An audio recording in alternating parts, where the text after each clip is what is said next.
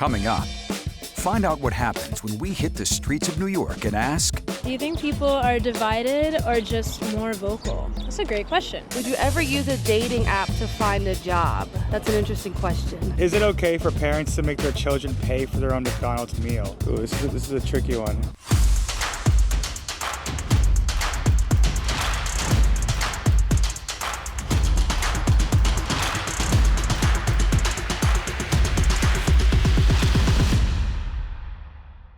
It's been 1 year of congestion pricing. Have you noticed the difference? No, actually, I haven't. I don't really spend as much, so. No, I have not really noticed the difference. It seems pretty packed out there still. I don't believe there is a difference. I mean, I'm not a driver, but my fiance is a driver, and he drives pretty frequently throughout the city, and I feel like there's just as much traffic in the city as there was before. Now people are just paying more for it. Do you think people are more divided or just more vocal? You know what, here, I think we have different takes on that, because from what I've seen, a lot of people just like to keep their head down and keep moving, but when you do start talking to them, I feel like they do get a lot more vocal. That's a great question. I feel like people are a little bit more vocal, but I do think that since we're fed a certain narrative, and I feel like everyone's fed something specific, on their internet feed and through the people that they talk to. And it's even worse now than it ever was because of how much we use social media. So I wouldn't say that we are exactly divided based off of what everyone knows. I just think everyone's being fed something different, and it's making people be more loud about their possible wrong or right opinions. I think it depends on how long we're talking. I think the last 10 years people have become more divided, but also it's easy to be more vocal with social media. I think more divided, but it's definitely easier to be louder. I think people are certainly more divided, and I think the reason why is because everyone feels like they need to share their opinion all the time, which I guess adds to the thing of being more vocal. But I do think people feel more entitled to kind of push their opinion on other people, and I think there's a lot less dialogue going on. People aren't as open to kind of hearing someone else's opinion if they don't immediately agree with it. A bit of both. And I guess if you look at New York City, we're always divided, but at the same time, we have a lot of unity and a lot more vocal because we just have more media platforms. Look, you could stream Netflix on your phone. So the content is there and people just have more access to the information. I think people are just more vocal. I think that we have a lot more in common than we really do, and a lot of people don't want to have those conversations because it's scary to have different opinions, but I think that there's always a middle ground and people just don't want to look for it usually. A mom facing backlash online for making her kids pay for their own food. Now, she made this post on TikTok. She was showing here her kids eating at McDonald's. The caption said the kids ages 8 and 5 paid for the meal with money they got for Christmas. Oh no. The mom says that she's teaching her kids the value of money. That's not right. Now, the experience taught them how to communicate their orders to the staff and practice math. Is it okay for parents to make their children pay for their own McDonald's meal? Ooh, this is a tricky one. I mean, it depends how old the child is, but I think up to a certain point, if you're 12 years old or under, yeah, parents should be able to pay for their meal.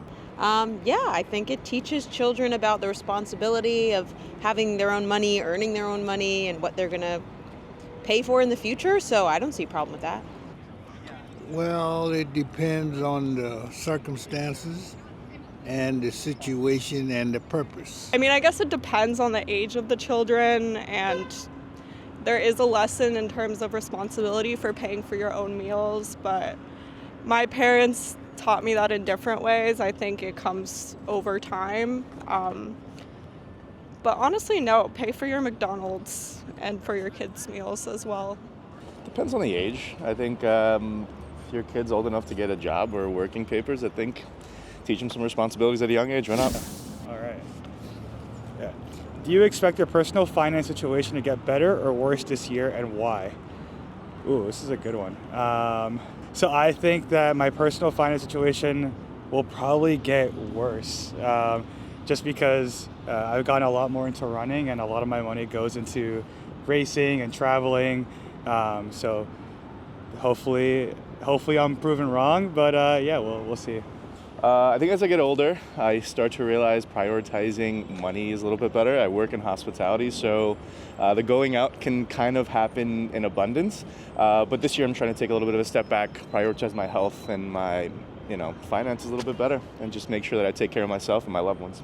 I definitely expect my finance situation to get better this year. I just got a new job last week at Sony, so hopefully it's going to improve over time.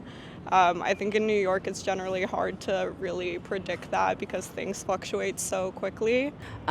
It definitely will get better this year because I have a plan, and this is actually one of my biggest goals of 2026 is to get my finances in order. So the answer is yes.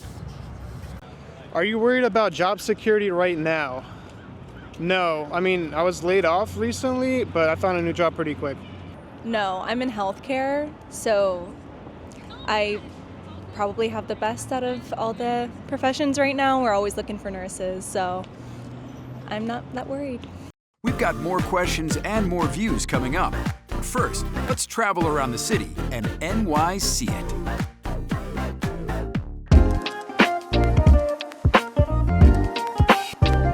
I come from a background very fine dining restaurants, so generally it's like much more quiet, a service that is very focused and very like dedicated to just silence and listening to the chef.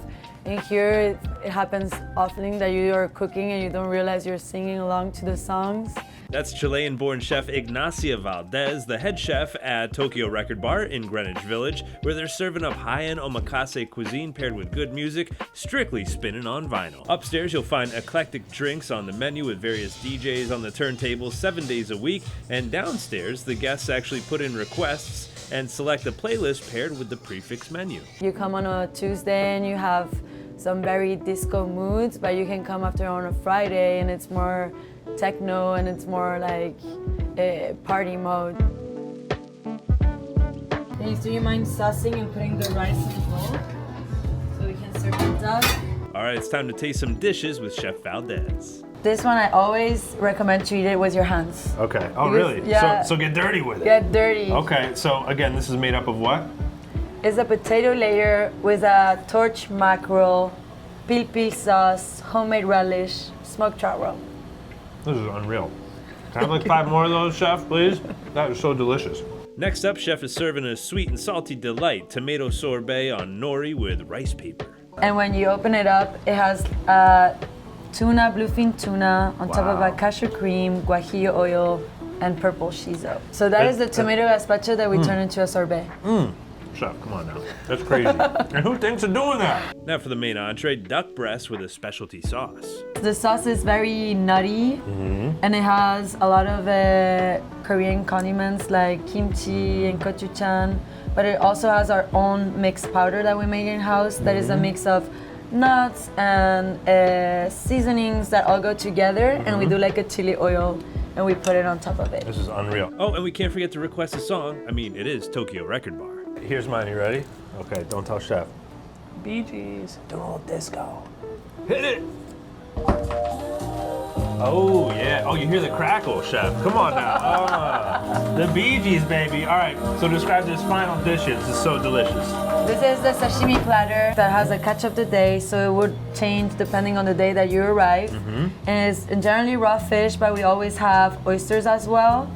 The connection of the three of them is that they all have a type of spicy, peppery condiment on top.